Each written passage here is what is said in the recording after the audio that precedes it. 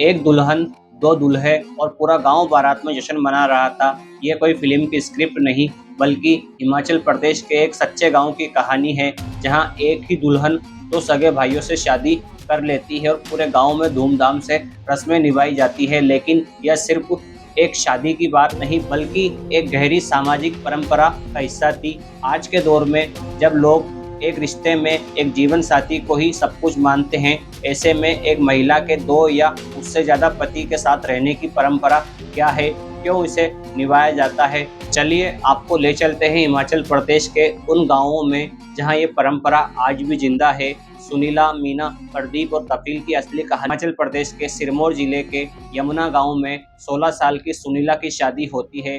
जिस परिवार में उसकी शादी होती है वह आर्थिक रूप से कमजोर था। एक छोटा सा घर जिनमें पूरा परिवार एक ही कमरे में रहते था।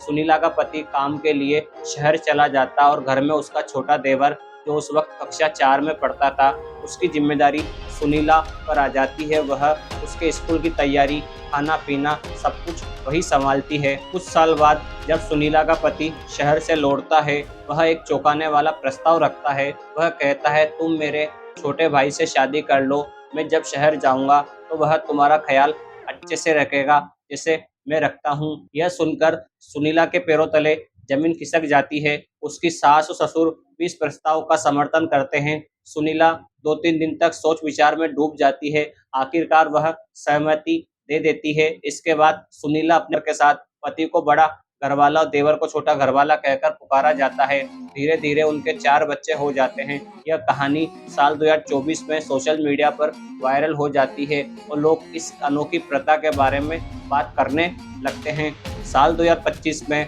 सिरमौर जिले के सिलाई गांव में एक ऐसी ही कहानी सुर्खियों बटोरती है। प्रदीप नेगी, जो जल शक्ति विभाग में काम करता है, उसका छोटा भाई कपिल नेगी, तो विदेश में हॉस्पिटलिटी सेंटर में नौकरी करता है। दोनों ही एक लड़की सुनीता चौहान से शादी करने का फैसला करते हैं। सुनीता कुल्हाट गांव की रहने वाली है। उसकी खूबसूरती और अच्छे परिवार की वजह से यह रिश्ता तय हो जाता है। 11 जुलाई 2025 की शाम को शादी की तैयारी शुरू होती है। अगले दिन 12 जुलाई 2025 को दोनों भाई दूल्हे बनकर बारात लेकर सुनीता के गांव पहुंचते हैं। गांव वाले हैरान, एक दुल्हन लेकिन दो दूल्हे। बारात में हर कोई रस्म दोनों भाइयों के साथ निभाई जाती है। सुनीता दोनों के साथ शादी की सभी रस्में पूरी करती है। शादी के बाद 13 जुलाई को गांव में करीब 4000 मेहमानों के लिए भोज का आयोजित कार्यक्रम किया जाता है। पारंपरिक व्यंजन बनते हैं। पूरे गांव में खुशी का माहौल होता है। यह शादी न केवल गांव बल्कि सोशल मीडिया पर भी छा जाती है। Times of India, Hindustan times, Dainik Jagran जैसे समाचार पत्रों में इसकी चर्चा होती है। इस अनोखी शादी के बारे में लोग जानते हैं और जानना चाहते हैं। यह कहानी हिमाचल प्रदेश और उत्तराखंड के कुछ हिस्सों में प्रचलित है।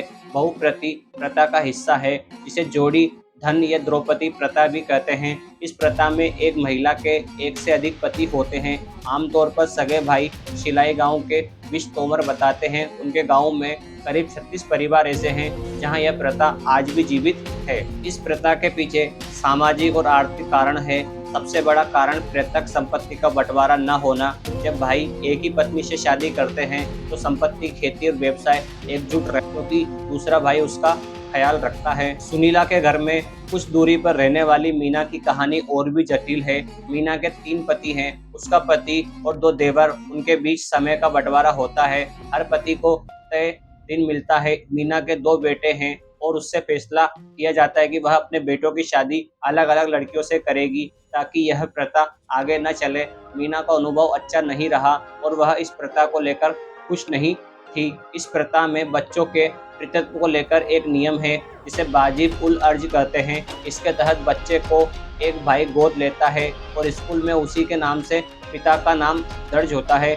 इससे बच्चों की पहचान और सामाजिक स्थिति स्पष्ट रहती है। प्रदीप और कपिल नेगी की शादी इस प्रथा में एक नया आयाम जोड़ती है, जहां पहले यह शादियां गुपचुप तरीके से भी बताती है कि कैसे आधुनिक युग में सोशल मीडिया ने ऐसी प्रथाओं को दुनिया के सामने ला दिया। यह कहानी किसी को ठेस पहुंचाने या आलोचना करने के लिए नहीं, बल्कि जागरूक और समझ बढ़ाने के लिए है। यह हिमाचल प्रदेश और उत्तराखंड की एक अनोखी सांस्कृतिक परंपरा की झलक है, जो आज भी कुछ परिवारों में जीवित है। हिमाचल प्रदेश और उत्तराखंड के दुर्गम गाँव में निभाई जाने वाली बहुपति प्रथा योजना जितनी अनोखी है उतनी ही जटिल भी है।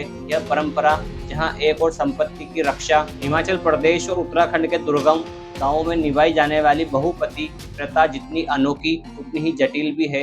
यह परंपरा जहां एक और संपत्ति की रक्षा पारिवारिक एकता का माध्यम मानी जाती है, वहीं दूसरी ओर कुछ महिलाओं के लिए यह समझौते और तिल तिल कर जीने की मजबूरी भी मानी जाती है। सुनीला और मीना जैसी महिलाओं की कहानी हमें यह सोचने पर मजबूर करती है कि क्या यह प्रथा आज के समाज में प्रासंगिक है, क्या महिलाओं की स्वेच्छा का हिस्सा है, या समाज में दबाव का परिणाम है। प्रदीप और कपिल नेगी की शादी ने इस परंपरा को एक नए रूप में दुनिया के सामने लाकर रख दिया। अब ये सिर्फ गाँव की कहानी नहीं रही, अब यह सोशल मीडिया, अखबारों और बहसों का विषय बन चुकी है। हमारा मकसद किसी परंपरा को नीचे दिखाना नहीं, बल्कि उस सच्चाई को सामने लाना है जो वर्षों से समाज की परतों में छिपी रही है। क्योंकि जब हम लोग जानेंगे तभी समझेंगे, और जब समझेंगे तभी बदलाव की शुरुआत होगी।